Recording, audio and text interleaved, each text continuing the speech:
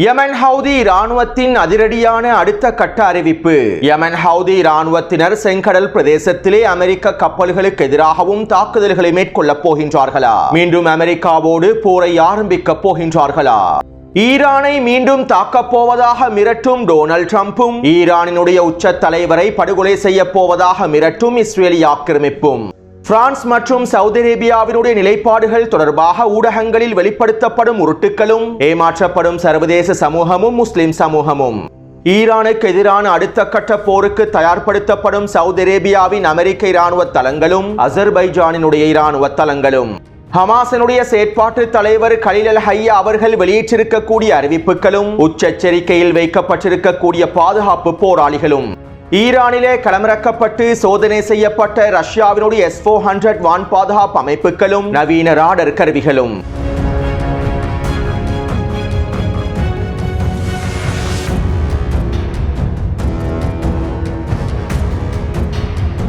பிரான்சினுடைய அதிபர் மெக்ரோன் பலஸ்தீனிய தேசத்தை தனிநாடாக அங்கீகரிப்பது தொடர்பாக எக்ஸ் தளத்திலே அறிக்கை ஒன்றை வெளியிட்டிருந்தார். எக்ஸ் தளத்திலே வெளியிடப்பட்டிருக்கக்கூடிய மெக்ரோனினுடைய இந்த அறிக்கை ஹீப்ரு மொழியிலேயே வெளியிடப்பட்டுள்ளது. மேலும் குறித்த அறிக்கைக்கான ஆங்கில மொழிபெயர்ப்புகளும் இணைக்கப்பட்டுள்ளன.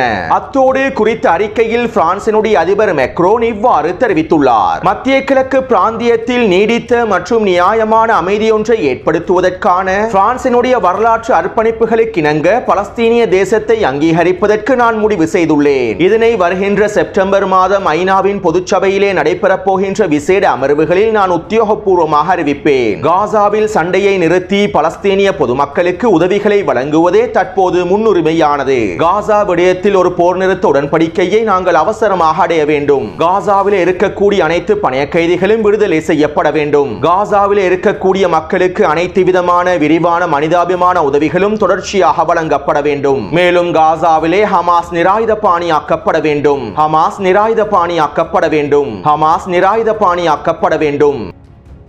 இதன் மூலமாக காசா பாதுகாக்கப்பட வேண்டும். இவை அனைத்தும் நடைபெற்றதற்கு பின்பு இறுதியாக பலஸ்தீனிய தனிநாடு உருவாக்கப்பட வேண்டும். இந்த சந்தர்ப்பத்திலே இதற்கான அனுமதிகளையும் நாங்கள் வழங்க வேண்டும். அதே நேரம் இஸ்ரேலும் முழுமையாக அங்கீகரிக்கப்பட வேண்டும். மத்திய கிழக்கு பிராந்தியத்திலே இஸ்ரேல் முழுமையாக அங்கீகரிக்கப்பட வேண்டும். இதன் மூலமாக இஸ்ரேலினுடைய எதிர்காலமும் பாதுகாப்பும் உறுதிப்படுத்தப்பட வேண்டும். பிரெஞ்சுக்காரர்கள் மத்திய கிழக்கு பிராந்தியத்தில் அமைதியையே விரும்புகின்றார்கள். இஸ்ரேலியர்களும் பலஸ்தீனியர்களும் ஐரோப்பாவினுடைய பங்காளிகள். மேலும் இது சாத்தியப்படும் என்பதனையும் நாங்கள் நிரூபிக்க வேண்டும். அதே போன்று இந்த பாதையில் முன்னேற்றத்தை ஏற்படுத்துவதற்கு நாங்கள் உறுதியாகவே இருக்கின்றோம் என பிரான்சினுடைய அதிபர் குறித்த அறிக்கையில் தெரிவித்துள்ளார். இந்த அறிக்கையை மேலும் உறுதிப்படுத்த விரும்புபவர்கள் எக்ஸ் தளத்திற்கு சென்று மெக்ரோனினுடைய எக்ஸ் தள பதிவுகளை பார்வையிடுங்கள். ஆங்கில மொழிபெயர்ப்புடன் ஹீப்ரு மொழியிலே குறித்த அறிக்கையை மெக்ரோன் வெளியிட்டுள்ளார். மேலும் இந்த உறுதிப்படுத்தப்பட்ட தகவல்களை பகிர்ந்து கொள்ளுங்கள்.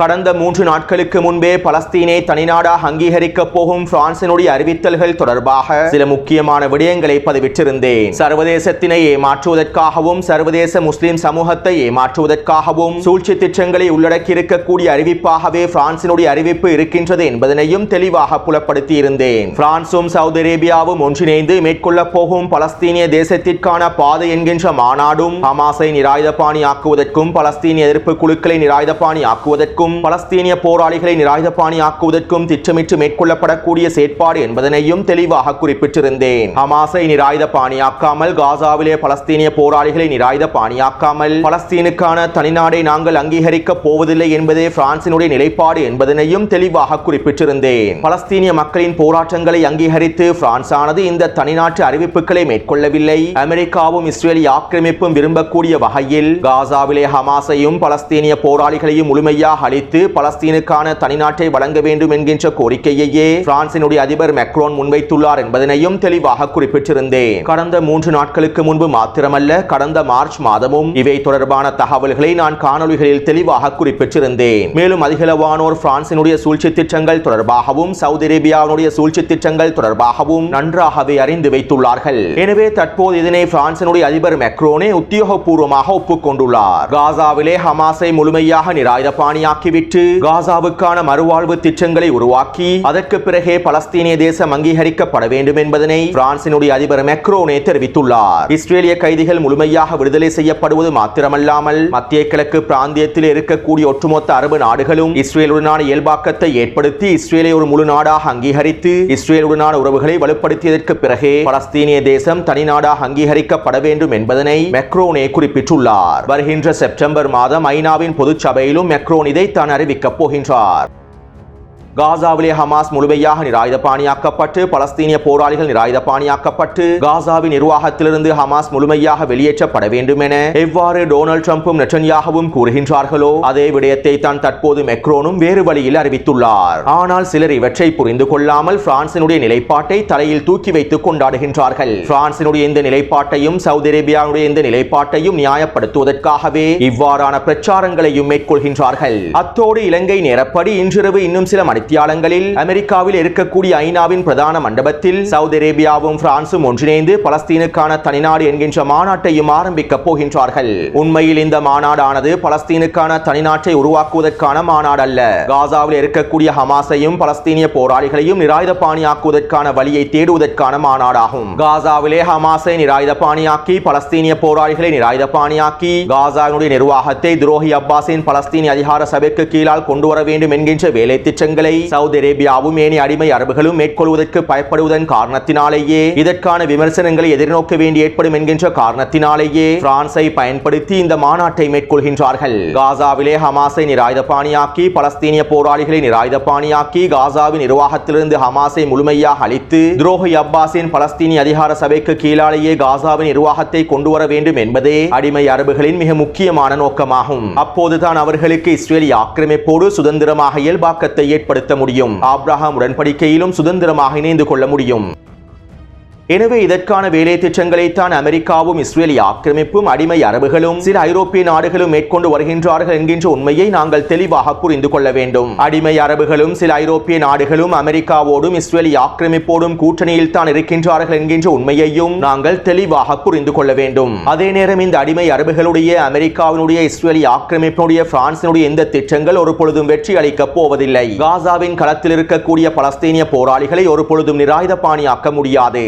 பலஸ்தீனிய போராளிகளை நிராயுதபாணியாக்கி பலஸ்தீனிய போராட்டத்தை தடுத்து நிறுத்த முடியாது. ஒட்டுமொத்த இஸ்ரேலிய ஆக்கிரமிப்பும் வெளியேற்றப்பட்டு ஒட்டுமொத்த நிலத்திடர்களும் வெளியேற்றப்பட்டு ஒட்டுமொத்த பலஸ்தீனிய நிலங்களும் முழுமையாக மீட்டெடுக்கப்படும் வரை பலஸ்தீனிய போராட்டம் தொடர்ந்து கொண்டுதான் இருக்கும். இவர்களுடைய இந்த சூழ்ச்சி திட்டங்களினால் பலஸ்தீனிய போராட்டத்தையும் பலஸ்தீனிய காரணத்தையும் ஒரு பொழுது முடிவுக்கு கொண்டு வரவே முடியாது. அடுத்து நெட்டன்யாஹு ஊடகங்களிடம் இவ்வாறு தெரிவித்தார். நாங்கள் இந்த போரிலே தொடர்ச்சியாக முன்னேறி வருகின்றோம். எங்களுடைய கைதிகளை மீட்பதற்காக பேச்சுவார்த்தைகளையும் மேற்கொண்டு வருகின்றோம். நாங்கள் காசாவிலே முழு பலத்தோடு போராடி வருகின்றோம். இருப்பினும் சில இழப்புகளையும் நாங்கள் காசாவிலே சந்திக்கின்றோம். ஆனால் நாங்கள் நிச்சயமாக இந்த இலக்கை அடைந்தே தீருவோம். பேச்சுவார்த்தைகளுடைய பாதையையும் மாற்றத்தையும் தீர்மானிப்பதற்காகவே காசாவுக்கான குறைந்தபட்ச மனிதாபிமான உதவிகளையும் நாங்கள் அனுமதித்துள்ளோம் என நெட்டன்யாஹு ஊடக சந்திப்பிலே தெரிவித்துள்ளார். இதைத் தொடர்ந்து இஸ்ரேலிய ஆக்கிரமிப்பின் வலதுசாரி அமைச்சர் ஸ்மோட்ரிச் இவ்வாறு தெரிவித்தார். நாங்கள் தற்போது ஒரு சிறந்த மூலோபாய நடவடிக்கையை மேற்கொண்டு வருகின்றோம். இது தொடர்பான விடயங்களை தற்போது அறிவிப்பது அவ்வளவு நல்லதல்ல. பணைய கைதிகளை மீட்பதற்காக நாங்கள் மேற்கொண்டிருக்கக்கூடிய இந்த மூலோபாய திட்டங்கள் நிச்சயமாக வெற்றி அளிக்கும் என இஸ்ரேலிய ஆக்கிரமிப்பின் வலதுசாரி அமைச்சர் ஸ்மோட்ரிச் தெரிவித்துள்ளார். அதாவது மனிதாபிமான உதவிகளை மத்திய காசாவின் மேற்கு பிரதேசத்தில் இருக்கக்கூடிய மக்களுக்கு வழங்குகின்றோம் என்கின்ற பெயரில் மத்திய காசாவின் மேற்கு பிரதேசத்தில் இருக்கக்கூடிய 20 இஸ்ரேலிய பணைய கைதிகளையும் மீட்கக்கூடிய திட்டத்தையே ஸ்மோட்ரிச் குறித்த அறிக்கையில் தெரிவித்துள்ளார். அத்தோடு நேற்றிரவு ஹாரிஸ் தளத்தின் மூலமாக கிடைக்கப்பெற்றிருக்கக்கூடிய தகவல்களுக்கு அமைவாக மத்திய காசாவின் மேற்கு பிரதேசத்தில் இருக்கக்கூடிய இஸ்ரேலிய கைதிகள் இடமாற்றம் செய்யப்பட்டிருப்பதாகவும் கைதிகளுடைய பாதுகாப்பு போராளிகள் புதிய தந்திரங்களை கையாண்டிருப்பதாகவும் உறுதிப்படுத்தப்பட்ட தகவல்கள் வெளியாகியுள்ளன. மேலும் அமெரிக்காவினதும் இஸ்ரேலிய ஆக்கிரமிப்பினதும் பணைய கைதிகளை மீட்கக்கூடிய சிறப்பு நடவடிக்கைகளை முறியடிப்பதற்காக எல்லாவிதமான வேலை திட்டங்களையும் பலஸ்தீனிய போராளிகள் மேற்கொண்டு வருவதாகவும் தெரிவிக்கப்படுகின்றது. அடுத்து ஹமாஸினுடைய தலைவர் கலீல் அல் ஹய்யா அவர்கள் விசேட அறிக்கை ஒன்றை வெளியிட்டிருந்தார். ஜியோனிச நிறுவனத்துடனான அனைத்து விதமான பொருளாதார வர்த்தக தொடர்புகளையும் ராஜதந்திர தொடர்புகளையும் அனைத்து உறவுகளையும் அனைத்து அரபு நாடுகளும் இஸ்லாமிய நாடுகளும் முழுமையாக முறித்துக் கொள்ள வேண்டும். பலஸ்தீன தேசத்திற்கு அண்டை நாடுகளில் இருக்கக்கூடிய மக்கள் பலஸ்தீனை நோக்கி அணிவகுப்புகளை மேற்கொள்ள வேண்டும். பலஸ்தீனுக்காக அணிதிரள வேண்டும். ஆக்கிரமிப்பை தனிமைப்படுத்துவதற்காகவும் ஆக்கிரமிப்புடனான இயல்பாக்கத்தினை முடிவுக்கு கொண்டு வருவதற்காகவும் அண்டை நாடுகளில் இருக்கக்கூடிய மக்கள் உச்ச அழுத்தங்களை வழங்க வேண்டும். எங்களுடைய பலஸ்தீனிய மக்களை கைவிடுவதற்கான இப்படியானதொரு நிலைமையை நாங்கள் ஒரு பொழுதும் ஏற்றுக்கொள்வதில்லை. காசாவின் முற்றுகையை உடைப்பதற்கு அனைத்து அண்டை அரபு நாடுகளும் இஸ்லாமிய நாடுகளும் நடவடிக்கை எடுக்க வேண்டிய நேரம் வந்துவிட்டதல்லவா?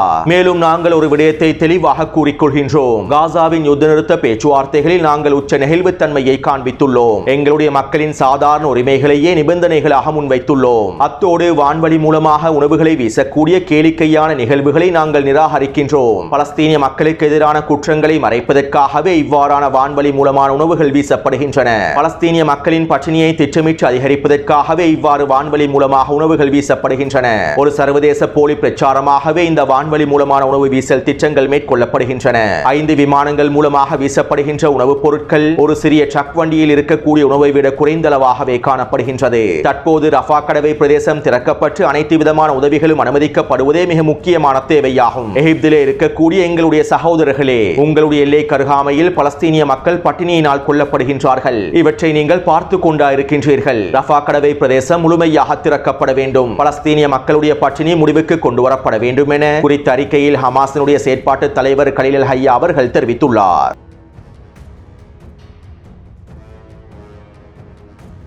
ஈரான் தொடர்பாக டொனால்ட் ட்ரம்ப் ஊடகங்களிடம் புதிய மிரட்டல்களை வெளியிட்டிருந்தார். ஈரான் மிகவும் மோசமானவர்களாகவே இருக்கின்றார்கள். அவர்கள் வெளியிடக்கூடிய அறிக்கைகளும் மிக மோசமாகவே அமைந்திருக்கின்றன.